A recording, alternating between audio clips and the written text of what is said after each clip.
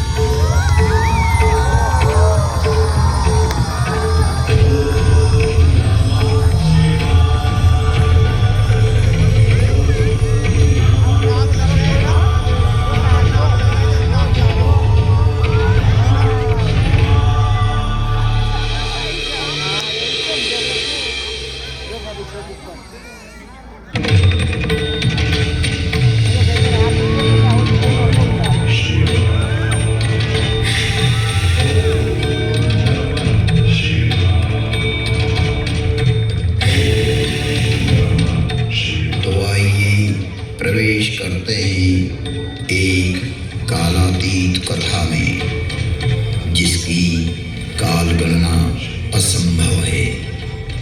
घटना युगों पहले की है कि जब अनेक अंतरिक्षों में अनेक ग्रहों पर उद्भव, पालन और संहार हो रहा था।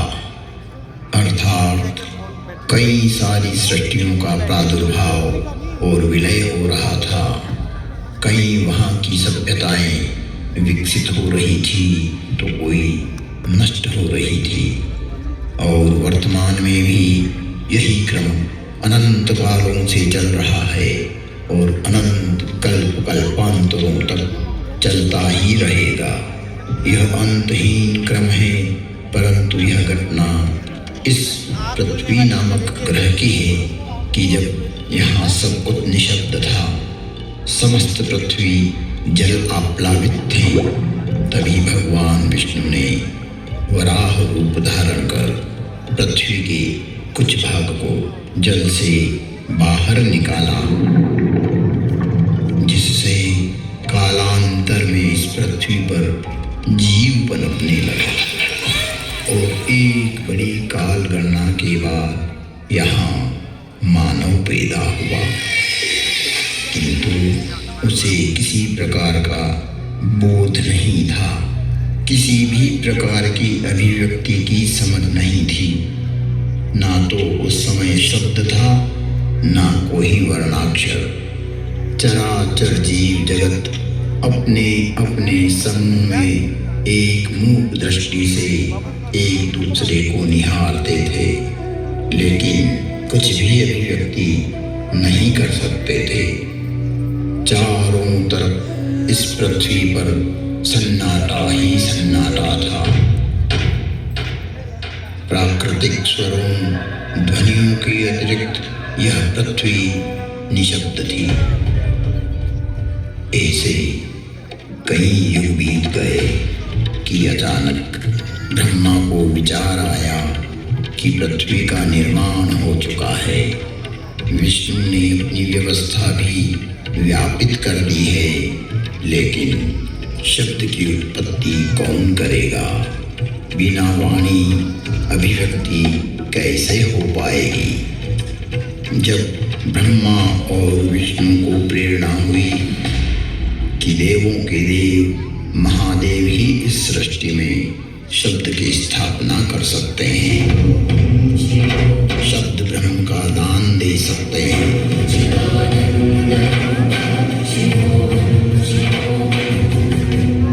परंतु शिव का समय अधिकतर समाधि में ही व्यतीत होता था। जगत में वेद की स्थापना के लिए, मनुष्यों में, प्राणियों में सत्य, प्रेम और करुणा की भावना प्रकट करने के लिए, शब्द को देह देने के लिए महादेव को समाधि से जगाना अति आवश्यक है।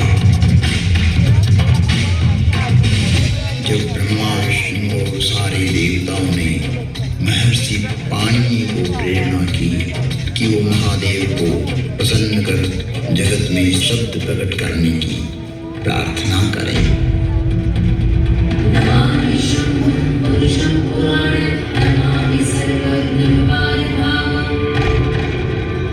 महर्षि पाणिनि की निष्प्रिय एवं जगत कल्याण की भावना से की गई तपस्या ने भगवान शिव की समाधि में विघ्न डाला। महादेव की समाधि असमय भंग हो गई। महादेव की जागते ही उनका रौद्र रूप प्रकट हुआ और उन्होंने अपना नाद शस्त्र डमरू उठाया और भयंकर तांडव करने लगे।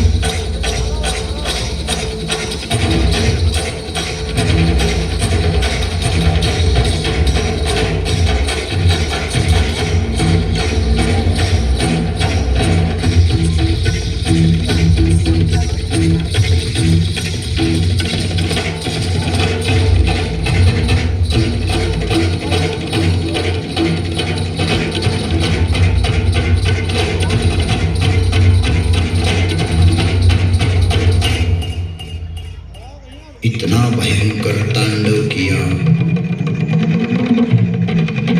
कि पृथ्वी हिलने लगी, आकाश में बिजलियां कौंधने लगी।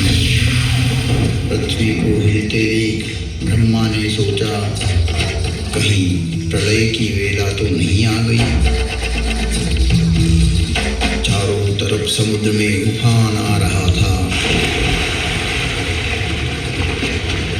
हवाएं चक्रवात का रूप लेकर आकाश की ओर बढ़ रही थी। पूरी पृथ्वी अपनी दूरी पर ऐसे डोलने लगी मानो पृथ्वी समुद्र पर तैर रही हो। तब महादेव ने अपना डमरू बजाया और असमय समाधि में हुए विघ्न के कारण तांडव करते हुए अपने इस नाद से संसार को बधिर कर देंगे, इस सृष्टि को समाप्त कर देंगे और उसकी तीव्रता को प्रकट करते हुए प्रचंड एवं भीषण गंभीर ध्वनियां पैदा करते हुए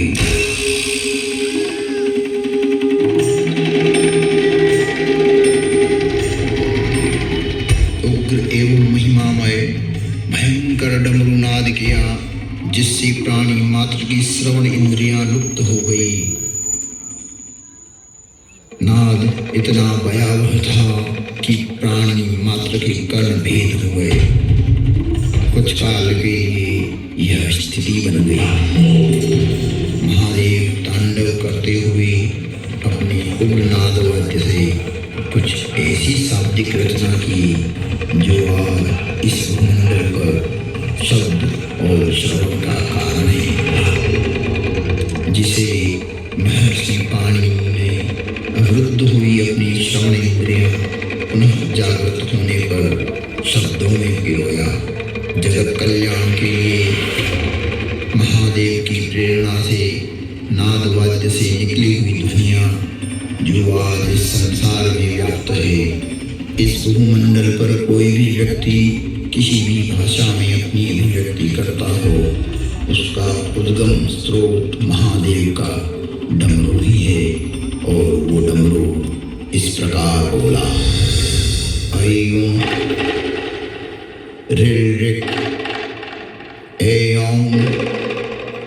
ऐऔच भयवरट लं यमगणनं जभय गणदश जब गणदश खपचटत चटत कपय शशशर हल।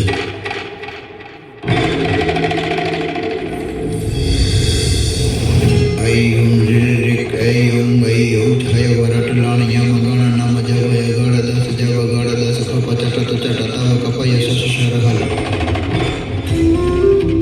यह था शिव का नाद शस्त्र से उत्पन्न हुआ शब्द व्याकरण। इससे शब्द की संरचना हुई और डमरू ने जिस प्रकार ये 14 शिव सूत्र परमात्मा शिव ने जगत को दिए, वो आज सभी की अभिव्यक्ति का कारण है। इति माहेश्वराणि सूत्राणि अनादि संज्ञार्थानि ऐसामन्त्या इतः अकारादि स्वकार उच्चारणार्थ लणमध्येपि तत्संज्ञकः। शिव के नाद तांडव के बाद संज्ञा, संधि, ओष्ठ, जिह्वा, कंठ, नासिका, पुल्लिंग, स्त्रीलिंग, नपुंसकलिंग आदि आदि वर्णों की उत्पत्ति के स्थान तय हुए। वाणी में व्यापकता आई, वाणी की श्रेणियां निर्धारित हुई, वर्ण का लिंग तय हुआ। मुख और नासिका से एक साथ उच्चारित होने वाले वर्णों की उत्पत्ति हुई, जो लघु सिद्धांत कौमुदी में संक्षिप्त रूप से वर्णित है, जिसका विस्तार सिद्धांत कौमुदी में प्रतिपादित हुआ है, जिसे हम अल्प समय में अभिव्यक्त नहीं कर सकते। शिव के निनाद तांडव के उपरांत महर्षि पाणिनि ने शब्द की रचना की और अक्षर को रूप देने के लिए प्रथम प्रार्थना की। नत्वां सरस्वतीं देवीं शुद्धां गुण्यां करोम्यहं पाणिनीय प्रवेशाय लघु सिद्धांत कौमुदी। महर्षि पाणिनि ने विनय कर लघु सिद्धांत कौमुदी की रचना की, जो आज इस जगत में सर्वभाषाओं का मूल है, जो कि सनातन है, शाश्वत है। मृत्यावसाने नटराजराजः ननादजह्वां नव पंचवारं उद्धर्तु कामाद सनकादिसिद्धये एतद्विमर्शे शिवशक्तिदातम्। तुम त्रिभुवन गुरुवे बखाना, आन जीव पावर का जाना, विश्वनाथ नवनाथ पुरारी। त्रिभुवन महिमा विदित